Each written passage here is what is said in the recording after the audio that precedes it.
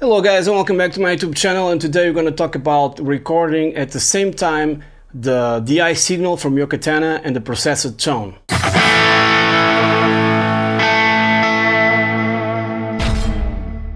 Okay, this works basically for every DAW except maybe Pro Tools, because in Pro Tools, at least the latest version, I believe, I used to record the Katana in Pro Tools because I had the chance to choose my audio interface as input and output. The Katana has the audio interface in input and output my actually audio interface. But right now, Pro Tools, at least the latest version, does not see the Katana as an audio interface. So the rest you have like Cubase, you have like Reaper, Studio One, I don't know, Logic that I'm using right now. Lots of DAWs that can do this, and it's really very easy to do. So what I'm going to show you right now is the way I set up in Logic so I can receive both signals. So when I click here, it's already recording, but it's doing nothing, I'm not playing. I can go into System Preferences here by clicking in Command and something there. And in Audio, you can see that I've selected as my input device the Katana. I have a lot of stuff going on here. As output device, my Universal Audio Thunderbolt, which is my audio interface, okay? Then I created two stereo tracks. The first track, it's called Katana Processed, and it's input 1 and 2. The second track, it's input 3 and 4. And this will record your dry signal, okay? So you have to have two inputs in stereo, 1 and 2 for the processed tone, and 3 and 4 for the dry signal. Every DAW can do this, it's very easy to set up. And it's really cool because if you want to use like an amp sim after the fact, after the recording or something like that, we'll try that in a second and see how it sounds. Also, I want to address something before we continue, the fact that the Katana librarian here, if you go to my website and Boss and go into free stuff, Katana librarian, it's been updated for all the new options that you have on the new software update version 2.0, 2.0 for the Katana, like the contour, the solo, the new EQ, the center overdrive booster. So there's a lot of stuff here, and you can click here, download FAQ here, you have all your questions and answers. So just download, read this manual. It's very easy to understand, and you can set up your Katana with the new librarian editor. Okay, now I'm gonna close this for good. Also, one thing that I really was surprised was that I created a poll two polls in Katana in my group in Boss Katana, Nextone, GT1000, etc. about regarding types of patches that you guys are asking more. I'm gonna show you guys the results because it's really curious. This is on the page that I'm a moderator, not actually my page, and I wish this could go zoom out. Okay, and as you guys can see, more blues, more rock, more metal is winning. Not by very far, but it's winning. So people, certainly everybody has different tastes, but there's a lot of more options here that didn't fit in on the screen. But just to show you more metal. So do you guys want more metal patches? Because I believe rock and blues are also very essential. And on the number 2, which is actually on my page, disregard all this setup and stuff that I have here. This is for capturing the tone out of Logic into the software that is recording everything right now. Okay, also happened the same, more metal. So let me know in the comments if you really want more metal, because I already have a bunch of metal patches for the Boss Katana. And I don't know, probably you guys referring to artist tones and not necessarily amps. So that's the way it is. So let's go back to Tone Studio. And also I have to mention that it's very hot here. I have to disconnect my air conditioning because it will interfere with the sounds. So it's like 33, 34 degrees outside, really hot for this time of the year. Also, don't forget to subscribe to my YouTube channel because it's very important, helps a lot, and it's kind of free. You just have to subscribe, and if you don't watch it, just subscribe it. But I hope I can bring valuable content to you. So right now I have here a very cleanish ambient tone. I believe, I don't know if I share this with you guys or if it's part of any pack. It's already recording here, as you guys can see. The signal from the processor tone is much higher than the actual signal for the DI tone. But I'm gonna put this, let's go into some distortion, just disengage all these effects that I have here.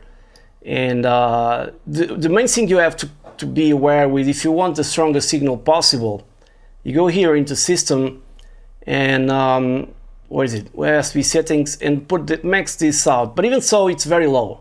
The signal is always low. So as you guys probably noticed from the other video, I use in real time a gain plugin, which I'm not using right now. So what I do is, the only knob that actually work in terms of volume is the volume knob for your USB processor signal. So it's sounding horrible, I don't know why. No signal. Okay, what I have here in effects, okay, I had a chorus. So you have to really push this out. As you can see here, the waveform right now is getting much better.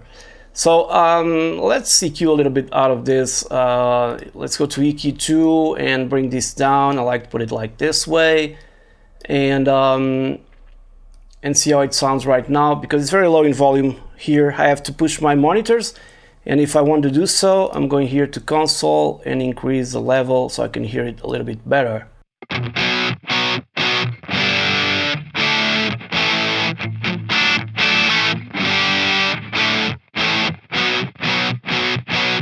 Now, one thing that is very important is, and someone also asked me to talk about this, is the fact that I have the Katana in standby mode, which I'm not hearing the Katana, I'm just hearing the signal via my studio monitors.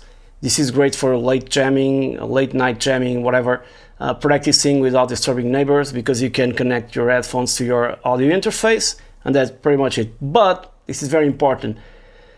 In this kind of lead and brown channels, regarding the distortion, the tone is very different from the actual amp, okay? It's not that you can get pretty decent signals inside your DAW if you use gain plugins or if you max out the amp on the volume. But I was playing right now, and it's very, very different from the tone you get on the Katana by itself. And I can make a comparison. It's very easy. It's just to record a few riffs via USB, and then the same riffs with my microphone, the Sennheiser E906 that I always use in the spot that I have here, that it's the sweet spot for my amp on my room. And you guys can naturally hear the differences. Now I'm going to do my best to take, like, I don't know, something interesting here via USB, now on the brown channel.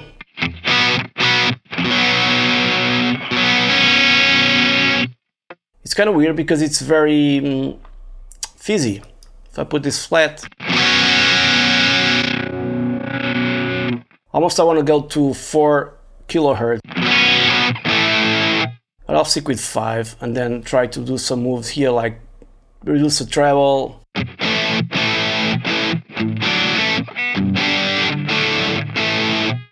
Okay, let's go for a crunch kind of tone first.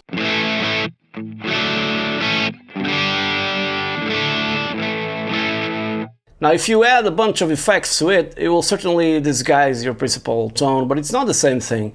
So let's go here to effects, and I'll probably use here parametric EQ, no, a graphic EQ, and try to shape a little bit my tone. I wish this was everything at noon already, but it's not.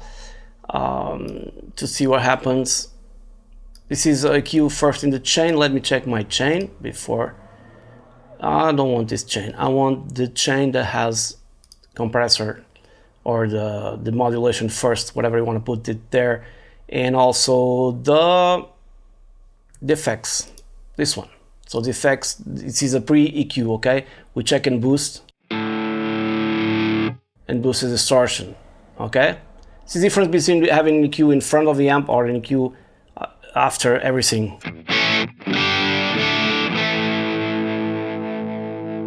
and my guitar is not in tune. It's a Les Paul.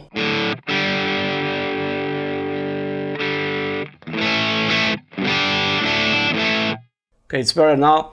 So I'm gonna take some high end here. It's very subtle, but it counts, okay?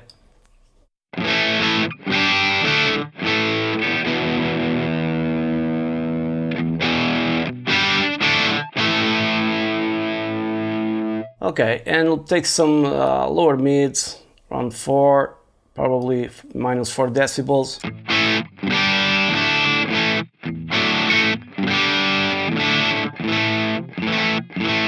And I'm still happy with it. So this will require a lot of moves here, I believe.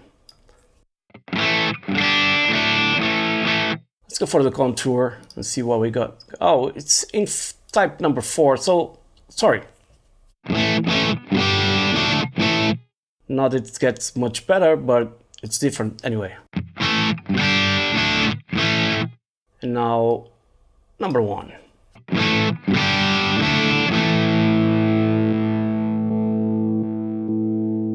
Mid-range heavy, so let's say with number 2.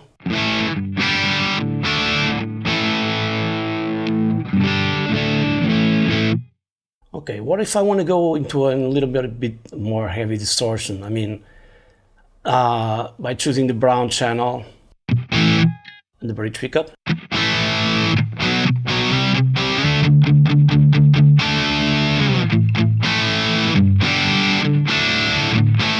As you guys can see over there, the signal is much higher right now because of the distortion and the volume maxed out. All those things count. When you have lots of distortion, the volume is already louder. So what if I want to have like sort of a metal tone? I want to try to put this in G.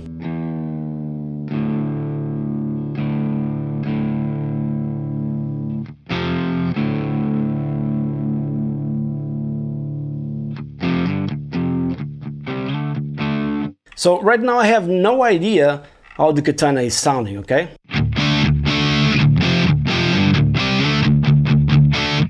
Kind of cool, but lots of low end. So we're gonna do the old trick, which is getting a tooth screamer in front of the amp and put this kind of zero out.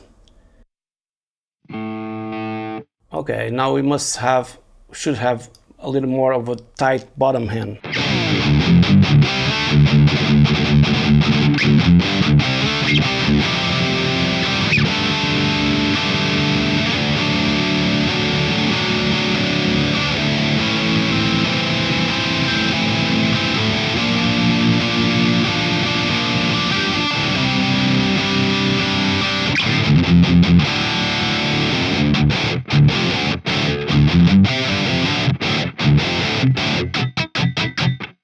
Okay, but I'm not happy with its tone. Anyways, there's a lot of things missing here, especially recording via USB. This is the drawback of USB. The tone is never the way you actually hear the amp, because you know, USB is really great to record in stereo effects and stuff like that.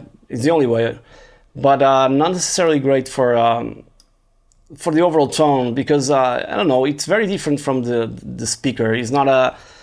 I think Boss should improve on that and give us a better representation of what's going on out there. And I can go here into my system and move around with microphones and stuff like that.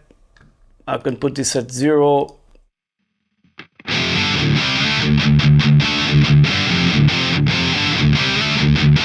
But whatever I do here, I know is not going to give me the results that I really want, okay?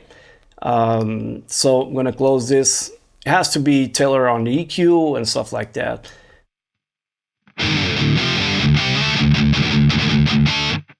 It's good for recording, but you know, double tracking and stuff like that. I have here some frequency that it's really... Oh, my light went out. Why is that?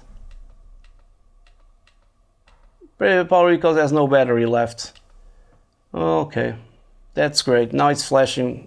So sorry guys, my light that was shining on me just got out of battery.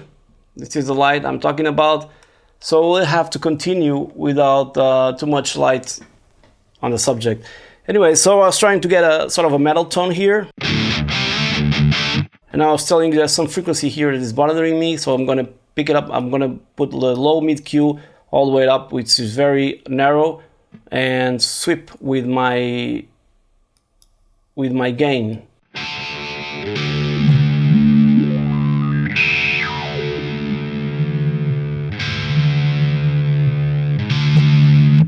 There's a lot of frequencies that are not doing very good to this, but anyway.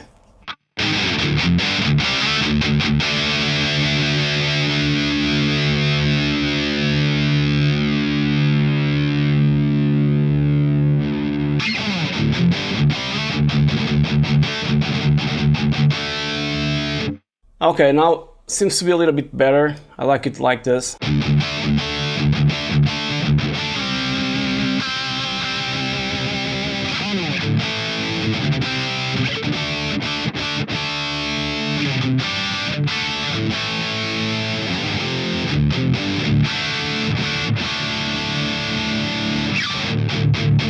Okay, this would be good enough for recording, and threshold is where it is. You can tailor that with the contour a little bit more. But now, what happens if I click stop here? Well, we have some peaks here which are not good. And if I go now and take the recording out, you can hear, let's hear this track first, which is a processor signal.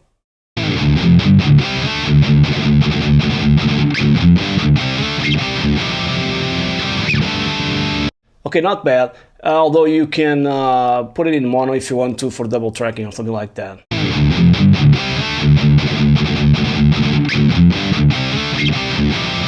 And you can see the boost frequencies when I palm muting. There's a technique here that you can use to get rid of this, and this is using a dynamic EQ. Basically, what that means is, this is another tip, you find the frequency that it's really chung chung chuga chuga, which basically around here. If I isolate it, so what I can do is pull this down, but I don't want to leave it like this just because. So I click here and there's an option called make dynamic. So right now, every time there's a palm mute, this will come down. Take a listen.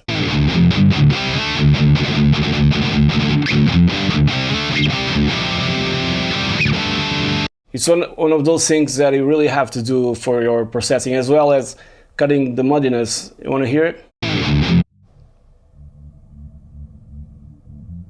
You can hear very low end if you have good studio monitors or headphones, that it's basically doing nothing here when you use it with a bass. So you can go as far as 75 or even more.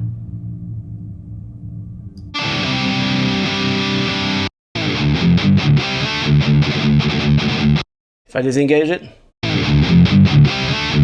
If I disengage it and if you have a bass and a kick drum, it'll be in the way of those, so you don't want that.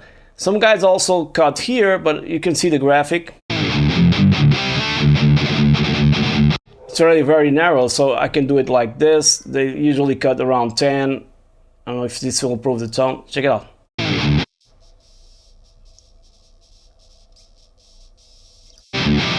I'm getting rid of that fizziness, and I can go even further and check out some points here, like doing so. Check this out.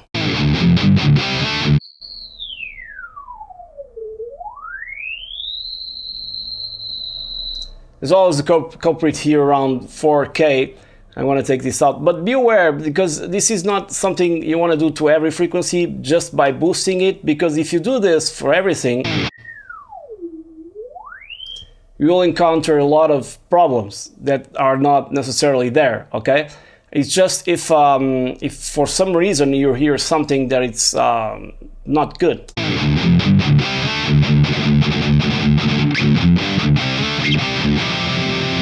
And now I'm happy with the tone. I had here a peak, so I can see here that I had some digital distortion, probably, and that was because, no, something that I pushed a little bit more. Okay, well, when I was doing the sweeping at a maximum of 20 dBs, it's too much, so it's going to clip here. Already did. So don't do that while you're recording, at least. Now, what I have here below, as you can see, the signal. Now I'm going to mute this and put this sim riff.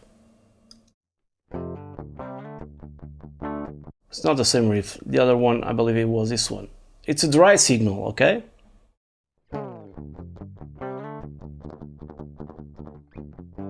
And if I put up here like a plugin to see my from in this case from Logic, where is it? Metering, could be level meter.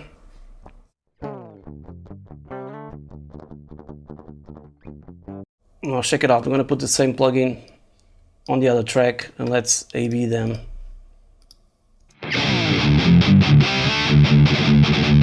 Now this is close to what we want, not the other one, right? So we need to increase the gain. There's two ways basically of increasing the gain. I can just select this part and here in gain put it like this and increase it like this. I don't like to do this. At least in Logic, creates a little bit of some artifact, so I prefer to go, if I'm recording for myself, I will use some wave plugins or something like some, or UAD plugins, but here I just have a stereo plugin again, and let's try to match.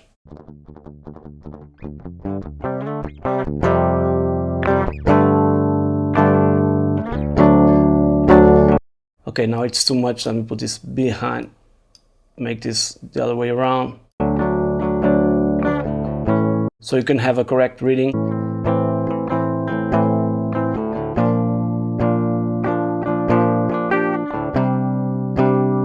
Now it's very similar to the other one. Now what I can do here is go here into one of the, I don't know, all the units that has a amp like very heavy stuff, 14 Collie Suite. I don't know if I have this in demo or not. And take my dry signal and process it in a different way. I don't know why it's not appearing here. I mean, some technical issues today. First the light, now this. Okay, I think it's working.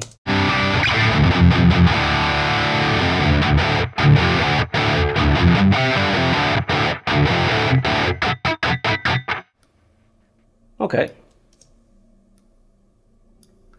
Once again. Okay, let me put this in loop.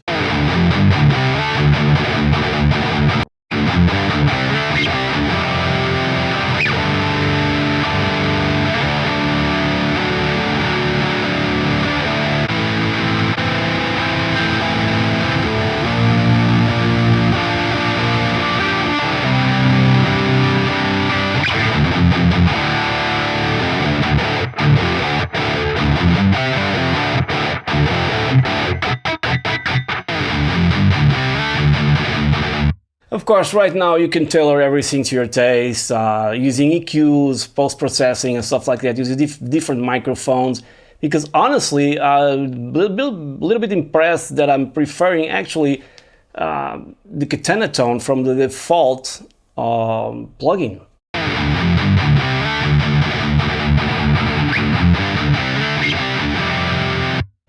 Or maybe I'm wrong. Take a listen.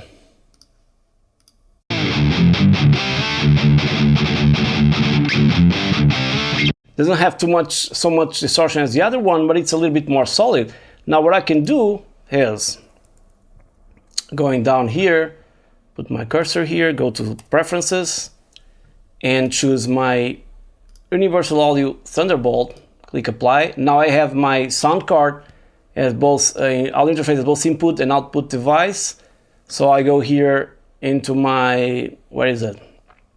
I'm getting lost in some stuff here. I'm going here into my console and check the microphone level. But first I have to put the amp out of standby. Okay, now the first thing I've noticed is the amp is very loud. Okay, let me put like this. Now I'm going to play a chord and control my microphone input here.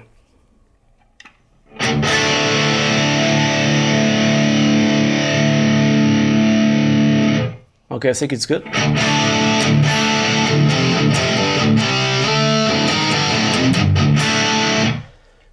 And it's already sounding much better for me, okay? So I'm gonna create another track, and in this case, a track, mono track. Okay, I don't want the plugins here, okay? So I'm gonna click record. It's not this input, it's input number 2, if I'm not mistaken. Exactly. Mute this. I don't want to, I'm gonna go here into settings. Right now, I don't want to input monitoring. I don't want to hear the signal doubled. When I start press recording,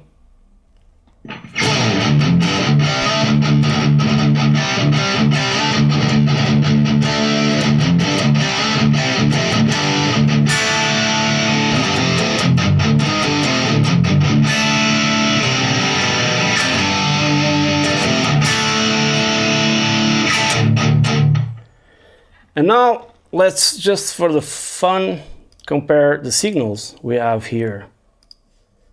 Okay, let me solo this track and probably very loud, I don't know, let's check out. It didn't start recording what I wanted. Okay.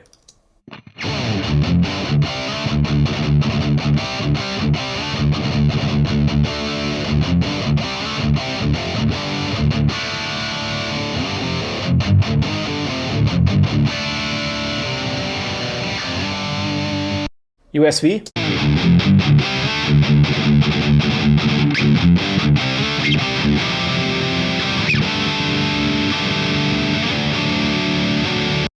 Not bad, but this one, microphone.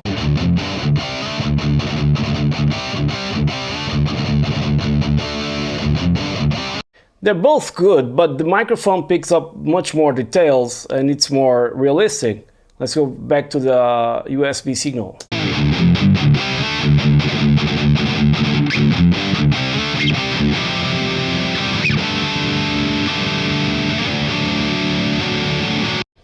Not bad, but just different, not so realistic, in my opinion.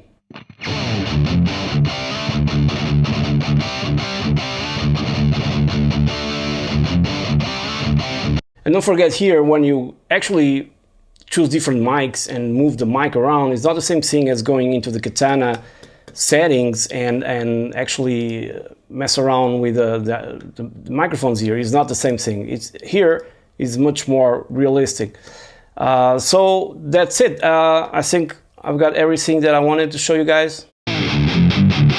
I'm just going to ask you, I'm just going to apologize because I got out of light.